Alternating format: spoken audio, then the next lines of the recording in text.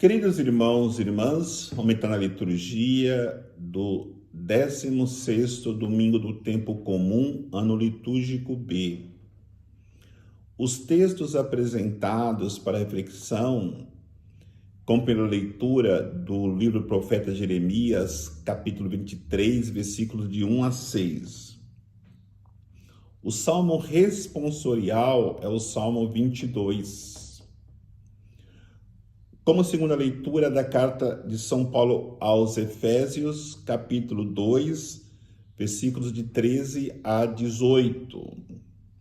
O Evangelho de São Marcos, capítulo 6, versículo de 30 a 34.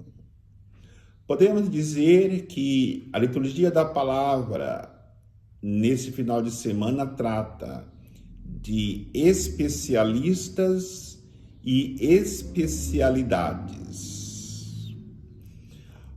O advogado é especialista em direito. O médico é especialista em saúde. O professor é especialista em ensino. O cristão é especialista em oração. Nós encontramos na liturgia da palavra, em cada leitura, três grandes especialistas. E aí, incluindo o próprio Jesus, que se encarnou e viveu a perfeição segundo a sua condição humana. Mas, olhando para a primeira leitura, o primeiro especialista é Jeremias, que se especializou no pastoreio de pessoas, tornando assim o grande pastor, profeta que ele foi.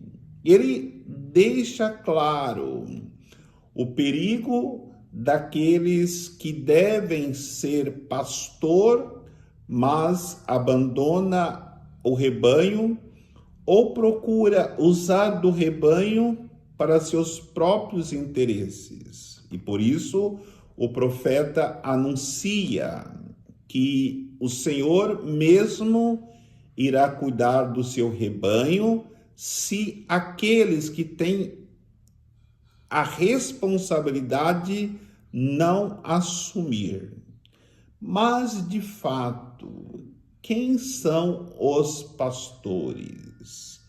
Aí temos que olhar a realidade social, a realidade eclesiástica, para descobrirmos os pastores que Deus confiou a eles um rebanho e percebermos se há fidelidade ou não nesta responsabilidade pastoreio.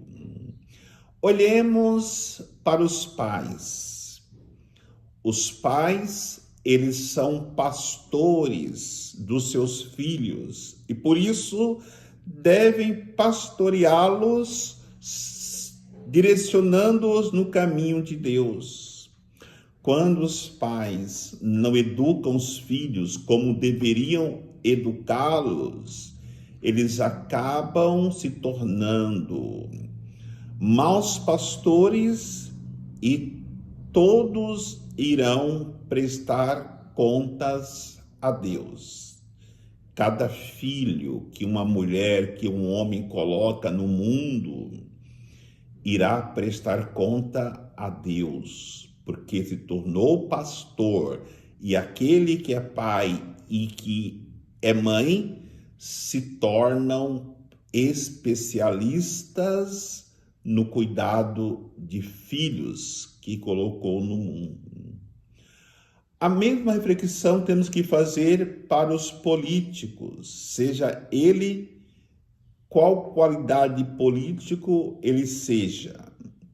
Porque quando ele assume um mandato, ele se torna pastor de uma nação, de um estado, de uma cidade, e todos aqueles que se tornaram rebanho que ele deve pastorear, ele vai prestar contas para Deus. Isso nós não devemos ter dúvidas.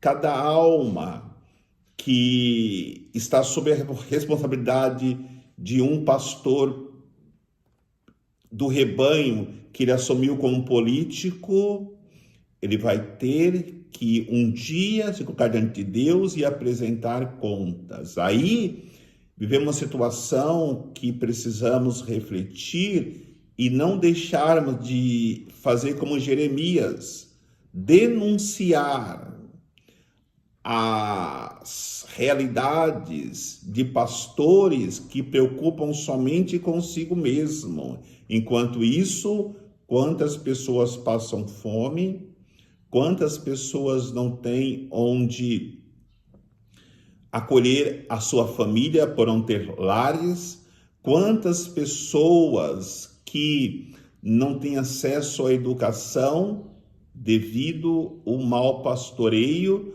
daqueles que são responsáveis dessas pessoas. E não podemos deixar de dizer também dos pastores religiosos, aqueles que são colocados por Deus para dirigir o povo no caminho da salvação.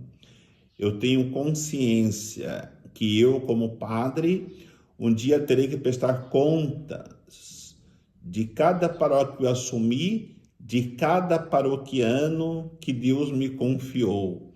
E assim também é responsabilidade do Papa, dos bispos, dos coordenadores, seja ele de qual pastoral eles têm assumido. Vamos prestar contas para Deus. A segunda reflexão que eu quero fazer na segunda leitura, que encontramos outro especialista. Na carta de Efésios, o especialista é São Paulo, que é um especialista em reconciliação. Ele vai dizer que em Cristo nós somos reconciliados. E, de fato, ele vai dizer que havia uma separação, uma distância, um muro que separava as pessoas. Então ele coloca que os pagãos e os judeus foi feito um só povo na unidade. Houve uma reconciliação em quem? Na pessoa de Jesus Cristo. Em Cristo nós somos reconciliados. E diante dessa realidade, o muro de separação separa as pessoas e as impossibilitam de se encontrarem. Mas esse muro de separação é, na verdade, a distância do coração. Quanto mais estamos distante do coração do outro, mais nós temos dificuldade de vivermos a unidade, a comunhão, e precisamos nos reconciliarmos. E até São Paulo diz, como esse grande reconciliador que ele fez, muitas comunidades, muitas pessoas que estavam separadas se unirem, dando testemunho daquilo que ele havia experimentado em Cristo. E até essa reconciliação não pode ser realizada pela lei, porque a lei ela tem a intenção de punir o infrator. E aí a intenção na reconciliação é nos unirmos no amor. O amor, ele une não porque houve uma inflação, mas sim porque as pessoas se abriram para se aproximarem uma da outra através da ação de Jesus Cristo em suas vidas. Então, não importa a distância que precisamos percorrer para nos reconciliarmos com os outros, que demos um passo de cada dia, mas é importante, como nos ensina São Paulo, no dia que Deus nos chamar, que nós já estejamos reconciliados com todas as pessoas, para que sejamos um único povo, unidos em Cristo, que experimenta cada dia a alegria da salvação. E no Evangelho encontramos esse grande reconciliador encarnado, Jesus Cristo, que é especialista em vida comunitária, em comunidade, mesmo porque ele procede da comunidade perfeita, que é a Santíssima Trindade.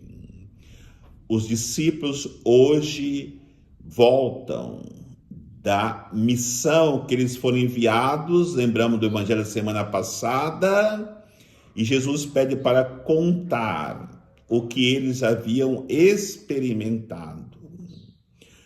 Jesus enviou todos nós para que, como igreja, como comunidade, anunciarmos o Evangelho. Quando nós voltamos da missão realizada, Jesus pede para nós contarmos o que nós experimentamos, o que aconteceu. Será que nós temos, como os apóstolos no Evangelho de hoje, algo para contar para Jesus daquilo que nós realizamos na missão que Ele nos enviou? Ou simplesmente não realizamos aquilo que tínhamos que realizar, que é anunciar o Evangelho, para que todos se tornem um só rebanho, na grande comunidade que é a igreja, que um dia se reunirá na eternidade, na comunidade dos santos, na eternidade com Deus. E outra realidade que Jesus nos ensina para sermos comunidade é no momento que ele convida os discípulos para saírem um pouco e descansarem. Os discípulos vão descansar. Qual é esse descanso para nós, como discípulos hoje? No Evangelho, saindo para o deserto para descansar, é nos colocarmos em oração na presença de Deus. Precisamos descansar. A oração nos leva ao descanso, a aliviar os nossos fardos, as nossas angústias, que muitas vezes nos levam à impaciência, e a impaciência acaba por destruir, quebrar a vida comunitária, seja na família, seja no trabalho, seja na igreja, quando estamos muito cansados. Por falta de nos colocarmos na presença de Deus em oração, nós acabamos por ter dificuldades de viver a vida comunitária. E o nosso principal cansaço não procede do cansaço físico, mas não tem cansaço maior do que o cansaço da alma. E o cansaço da alma vem pelo fato de não estarmos em comunhão com Deus. Porque no momento que nos colocamos em comunhão com Deus, nos é aliviado todo o cansaço que pesa sobre nós e nos impossibilita de chegarmos cada vez mais próximo de Cristo e vivermos nele a vida plena em comunidade com nossos irmãos, que nos direciona para uma comunhão íntima e profunda com Deus e com todos aqueles que Deus coloca no nosso caminho para a nossa convivência fraterna. E aí, no momento que descansamos em Deus, nós vamos saber viver aquilo que diz o Evangelho no seu final, quando Jesus olha a comunidade humana e percebe: são como ovelhas sem pastores. Pedi ao Senhor da messe que envie operários para a messe, para que ajude as pessoas que estão como ovelhas sem pastores. E aí nós somos chamados a fazermos esta experiência, rezarmos ao Senhor da messe e nos tornarmos nós mesmos pastores, acolhendo tanto o sofrimento do povo, principalmente nesse tempo de pandemia. Quantas pessoas em profundos sofrimentos devido à falta de pastores, seja nas suas necessidades materiais, nas suas necessidades espirituais, nas suas necessidades psicológicas.